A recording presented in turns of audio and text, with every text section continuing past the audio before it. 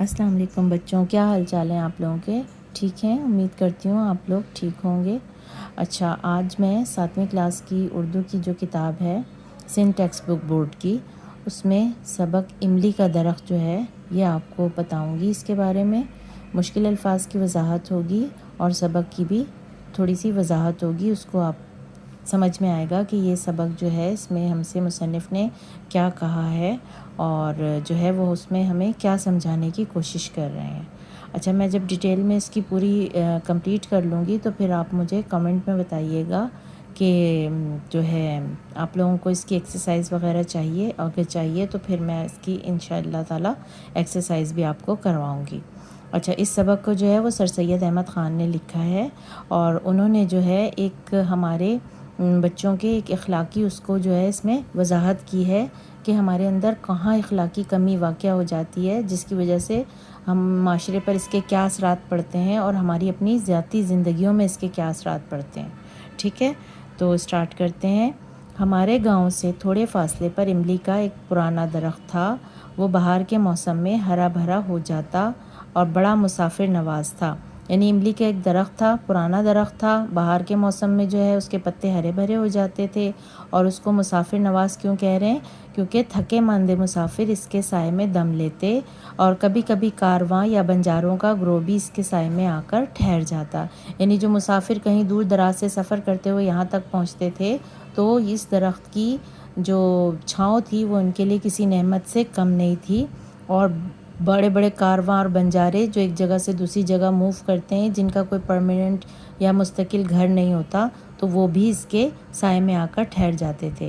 قریب کے جوہڑ میں نہاتے دھوتے، یعنی قریب ہی اس درخت کے کوئی تالاب تھا جس میں وہ نہاتے دھوتے اور اپنے جانوروں کو پانی پلاتے اور خود بھی اس پانی کو استعمال کرتے اور پھر پتھر اینٹیں جوڑ کر جو ہے وہ چولہا بناتے اور کھانا پکاتے، کھا پی کر سو جاتے اور تڑکے سویرے اپنا سامان بیلوں پر لاد کر کوچ کر جاتے یعنی اب دوبارہ سے اپنے سفر کا آغاز کرتے اور اس جگہ کو چھوڑ دیتے۔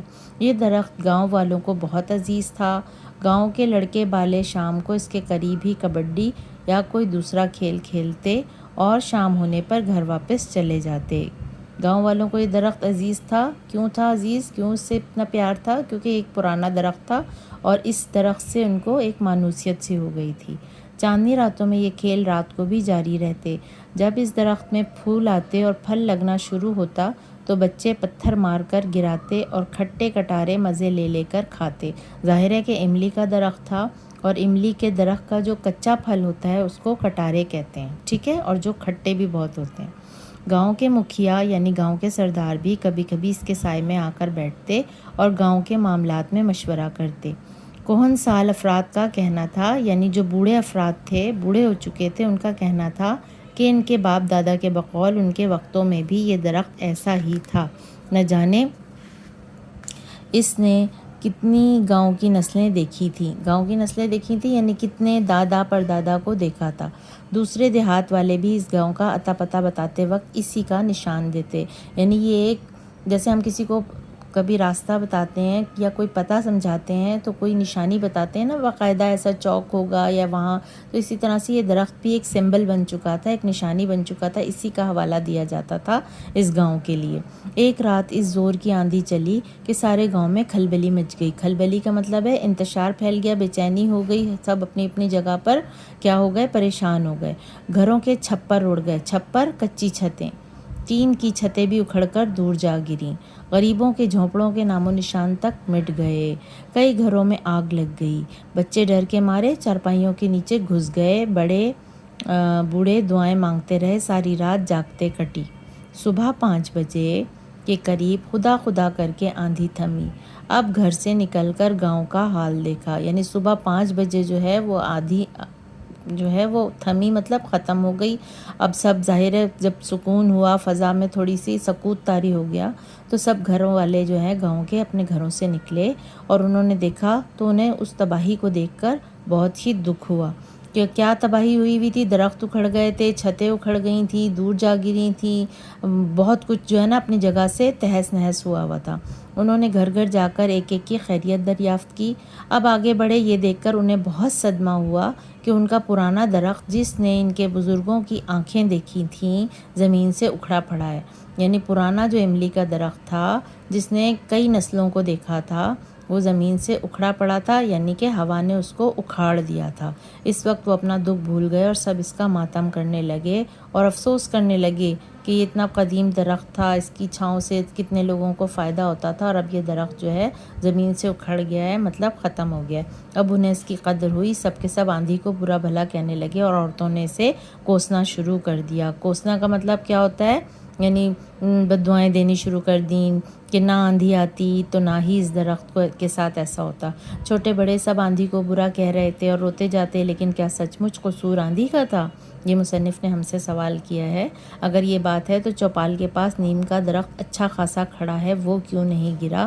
اور بھی کئی درخت ہیں، وہ رات بھر آندھی کی چوٹیں سہتے رہے مگر گرے نہیں، صحیح سلامت رہے۔ تو ہم آندھی کو کیوں برا کہہ رہے ہیں؟ اگر آندھی اتنی ہی بری ہوتی تو وہ سارے درختوں کو گرا دیتی، پر یہ نہیں دیکھتے کہ گرنے والے درختوں کی جڑیں کھوکھلی ہو گئی تھی اور آندھی کے تھپیڑے جو پڑے تو اوندھے منہ زمین پر آ گرے یا آ رہے۔ یہاں پر یہ بتایا جا رہا ہے کہ صرف انہی درختوں کو نقصان پہنچا جن کی جڑیں جو تھیں وہ کھوکھلی ہو گئی تھیں اور آندھی کے جو زوردار ہوا چل رہی تھی اس کو وہ برداشت نہیں کر سکے اور گر گئے، لیکن جو درخت اپنی جڑوں میں مضبوطی رکھتے تھے تو وہ اپنی جگہ پر سالم کھڑے رہے۔ یہی حال قوموں کا ہے، یعنی درخت کی مثال دے کر ہمیں بتایا ہے مصنف نے کہ یہی حال قوموں کا ہے۔ جب کسی قوم کے اخلاق بگڑ جائیں تو لوگ اپنی ذات کو مقدم سمجھنے لگتے ہیں۔ اپنی ذات کو مقدم سمجھنے لگتے ہیں یعنی اپنے آپ کو ہی بڑا سمجھنے لگتے ہیں۔ ہر شخص اپنے آپ کو ہی کچھ سمجھنے لگ جاتا ہے اور وہ قوم کے مفاد کو اپنے ذاتی مفاد پر قربان کرنے سے بالکل نہیں ہچکچاتے۔ کیا ہوتا ہے کہ جہاں قومی مفاد ہوتا ہے وہاں اپنا ذاتی فائدہ اٹھا لیتے ہیں اور قوم کو فائدہ دینے کی بجائے کیا ہوتا ہے ذاتی طور پہ فائدہ لے جاتے ہیں۔ وہ اقتدار اور زر کی ہوس میں، یعنی پیسے کی ہوس میں، اقتدار یعنی کسی بھی عہدے کی ہوس میں جو ہے، لالچ میں اتنے اندھے ہو جاتے ہیں کہ ناجائز ذرائع استعمال کرنے میں بھی تامل نہیں کرتے، دریغ نہیں کرتے، یعنی ہر طریقے سے وہ اپنے ناجائز پیسہ یا ناجائز عہدہ جو ہے حاصل کرنے کی کوشش میں سب بھول جاتے ہیں۔ خلق خدا کو لوٹ لوٹ کر اپنے عزیزوں اور دوستوں کے گھر بھرتے ہیں۔ خلق خدا یعنی جو عوامی پیسہ ہے، عوام کا پیسہ ہے، اللہ کی مخلوق ہے، اس کو لوٹتے ہیں طرح طرح سے اور اپنے عزیزوں اور دوستوں کے گھر بھرتے ہیں۔ بدعمالی اور بدکرداری کا دورہ ہو جاتا ہے۔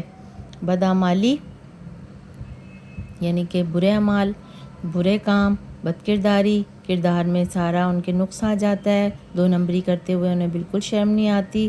اس وقت انصاف اٹھ جاتا ہے، حق گوئی، اخلاقی جرات اور قوت ایمانی باقی نہیں رہتی، ملک میں نفاق اور انتشار پیدا ہو جاتا ہے۔ کیا ہوتا ہے؟ حق گوئی یعنی حق بات کہنا، اخلاقی جرات، اخلاقی طور پہ جرات مند ہونا، اور ایمان کی قوت کمزور پڑ جاتی ہے بلکہ باقی ہی نہیں رہتی، اور اس سے کیا نقصان ہوتا ہے کہ ملک میں نفاق اور انتشار پیدا ہو جاتا ہے، سکون ختم ہو جاتا ہے، زندگی دشوار ہو جاتی ہے، قوموں میں ضعف آ جاتا ہے یعنی کمزوری آ جاتی ہے، ایمانی کمزوری آ جاتی ہے، اور قوم کی جڑیں بھی املی کے درخت کی طرح کھوکھلی ہو جاتی ہیں۔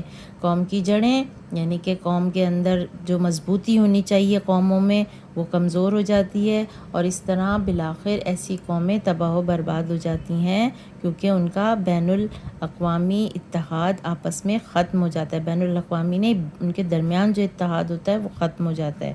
امید ہے آپ لوگوں کو اس سبق کی یعنی کہ وضاحت سے یہ سبق بہت اچھی طرح سے سمجھ آیا ہوگا، اور اگر کوئی یہ اس کی ایکسرسائز وغیرہ کا بھی کرنا چاہتا ہے تو مجھے کامنٹ کرے، تو میں انشاءاللہ تعالی ایکسرسائز پہ بھی ویڈیو بنا کر ضرور ڈالوں گی۔ اللہ حافظ۔